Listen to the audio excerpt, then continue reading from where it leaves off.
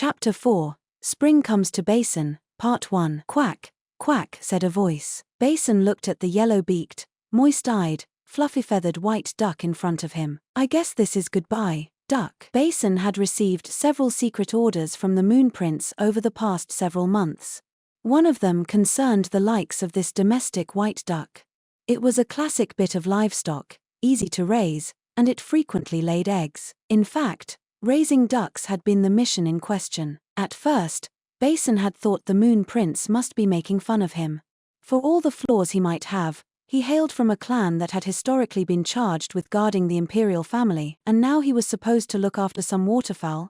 He began to wonder if the Moon Prince had abandoned him. Such, however, was not the case. The raising of livestock will save this country from much unhappiness, and I'm confident that you will pursue the duty diligently, Basin had been told. If the Moon Prince was willing to give him such a vote of confidence, he could hardly decline. This had been near the end of last year. Once he knew what his mission would be, he knew that the first thing he had to do was seek the advice of someone who knew more about raising ducks than he did. Thus, early in the year, he'd found himself spending a great deal of time visiting one particular place. To the northwest of the capital was a place called Red Plum Village. It was a haven for those who had left their homes and families in hope of becoming wayfarers. Wayfarers, usually that word evoked images of monks undergoing harsh training, but here things were a little different. Many here seemed to sincerely believe that their practice could make them true immortals. Raising animals was one facet of their practice. When Basin had first heard of it, he'd doubted his ears. I thought monks and nuns were all vegetarians, he said. Immortals are long-lived unto endless life. A person can't live on vegetables alone, was the prompt and nonchalant answer. The place was run by an old man, as Basin had heard, and if you ignored the fact that his clothes were dirty and covered in feathers, you could see that in fact he had healthy skin and stood very straight. His life might or might not prove to be endless, but he was clearly experienced in how to be long-lived. The old Basin might have argued the point, but he liked to think he had learned a thing or two over the past several years. He decided to consider the old man to be in the same category as that eccentric apothecary and left it at that. It turned out he had the right idea. Training wayfarers was a pretense for Red Plum Village. In reality, it was a group of researchers. Much of their practice contravened the precepts normally observed by monks and nuns, but the research was so valuable that everyone above them seemed to turn a blind eye. Ducks can lay up to 150 eggs a year. They're omnivores, so they'll eat anything, and they can start laying eggs as early as 6 months after hatching. They're not so dissimilar to chickens, but if you intend to feed them grasshoppers, you'd be better off with ducks. I think they're physically larger. If you feed them one single type of food from infancy, they'll come to eat that food exclusively, but that carries the risk of adversely impacting their growth, so I don't recommend it. The only possible problem with ducks is that they don't incubate their eggs as readily as chickens do, so Basin wondered why people researching a particular field were always such windbags. Even that apothecary, Maomao, could be quite the talker when she warmed to her subject, and the bureaucrat Lahan was the same way. Red Plum Village sprawled across a substantial area, much of which was devoted to agricultural fields. None of the wayfarers here wore the attire of religionists. They were all dressed to work outdoors. Their breath fogged as they worked in the fields. And so as you can see, I'm terribly busy with my research, so I'm afraid I can't entertain your request, the old man said, finally winding down to the end of his speech. I'm sorry. I don't quite follow, Basin said. I'm saying that I cannot teach you, but my disciple, whom I currently entrust with the work, can. You'll find her in that shed. Farewell. Che, wait. The old man scampered away with a quickness that belied his age. Left with no choice, Basin went toward the shed, which was periodically emitting steam. Excuse me, he said. I'd like to learn about duck keeping. The door barely seemed to be hanging on, and when he opened it, fetid air hit him in the face. Why yes, of course. Laroche told me, came a nervous voice. Basin could see a small figure in the haze. I tease you. Basin exclaimed. The small figure was a young, plainly dressed woman.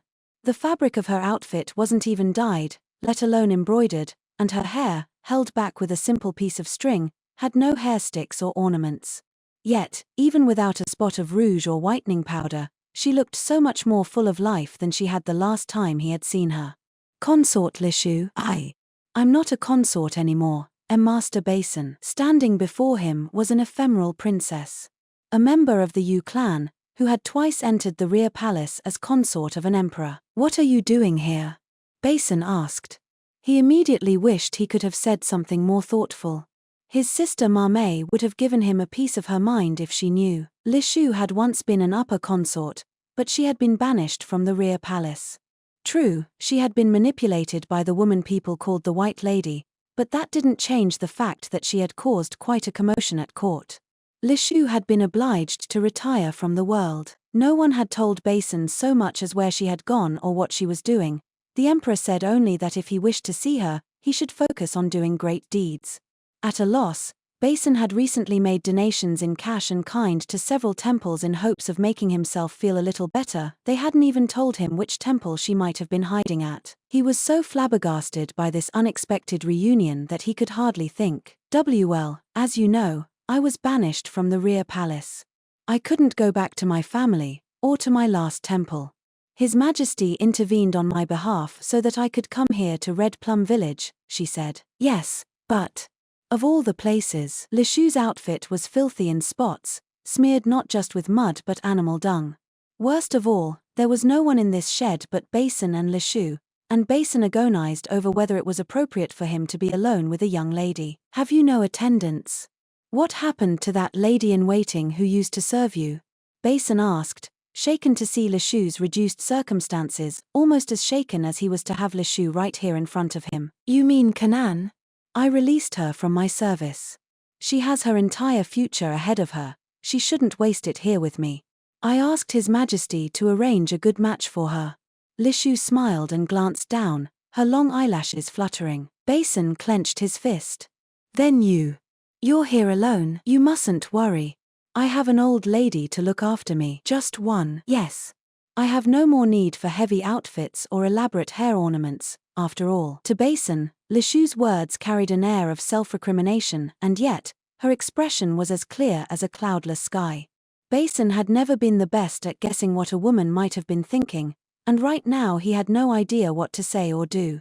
Lishu was as retiring and as charming as ever, and appeared to be hard at work despite circumstances far beneath her station. Her slim fingers were caked with mud. This is no place for someone like you, Lady Lishu.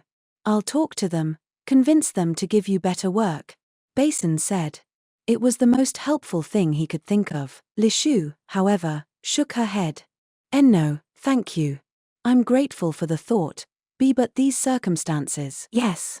What about them? Basin's question was all but interrupted by quacking. He turned to find himself confronting several dozen ducks.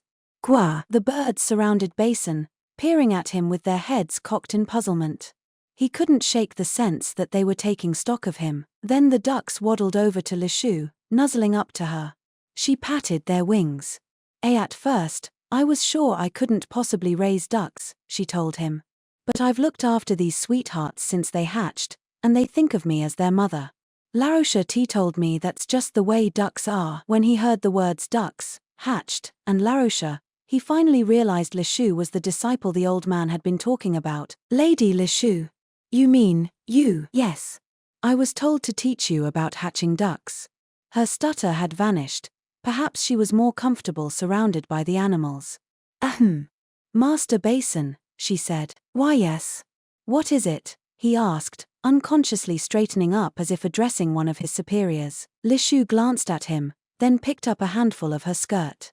I can know it's a little late to be asking this, but how are your injuries? Basin had completely forgotten that the last time Lishu had seen him, he'd been one big pile of cuts, bruises, and broken bones. Oh, I'm used to getting a little injured. You don't have to worry about me, he said. Privately, he was overjoyed that she was concerned about him, even if that concern was only natural, but he was also a bit embarrassed.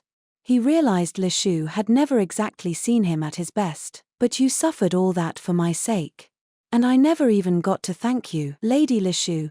Basin felt strange, simultaneously relaxed and anxious to be with this young woman. He shook his head. No, this wouldn't do. He had business to attend to. Well, Lady Lishu.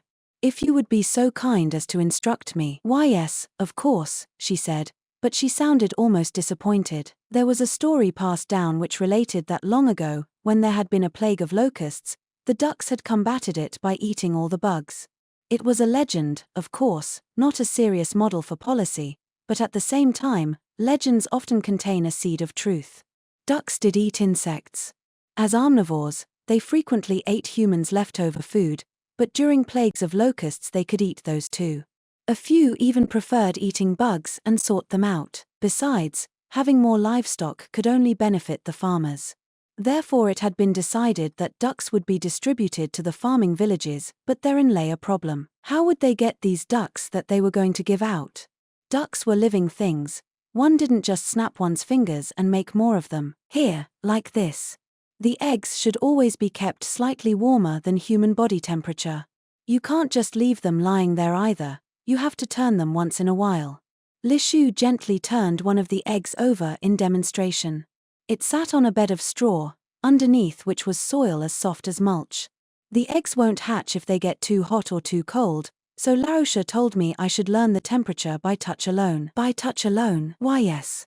Also, they need some humidity. Humidity. It was sticky as summer in the shed, even though outside it was cold enough for one's breath to fog. The shed was so full of steam it was almost hard to see. There's a hot spring nearby, so we get our hot water there. Li Shu rolled back the rush mat on the shed floor to reveal a channel with water, no doubt quite hot, flowing through it. If it gets too cold, we light a fire in the oven. We have to monitor the eggs constantly, so 3 of us work in shifts. It certainly did seem like too much for one person to handle alone. Even with 2 others to help, Basin worried that it must be all too much for Li Shu, who had spent so much of her life as a sheltered princess. Are you sure you're all right here, Lady Li Shu? He asked. All right how? Well, a young woman of your station shouldn't have to be here. You could be somewhere with ladies-in-waiting attending upon you. You may be a wayfarer, but that doesn't change the fact that you are a princess of the Yu clan. The emperor, Basin had heard, doted upon Li Shu like his own daughter. And anyway, having been caught up in the White Lady's schemes, she was really a victim herself. In his opinion, she deserved better than this. Master Basin, are you worried about me? Worried? No.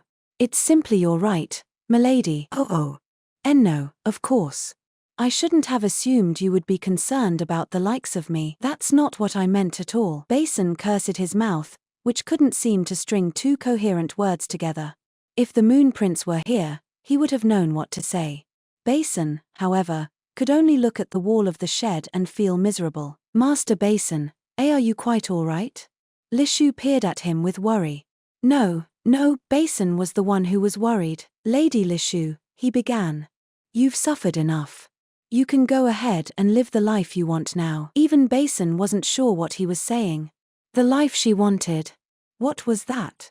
Basin's life was duty to the imperial family, protecting the Moon Prince.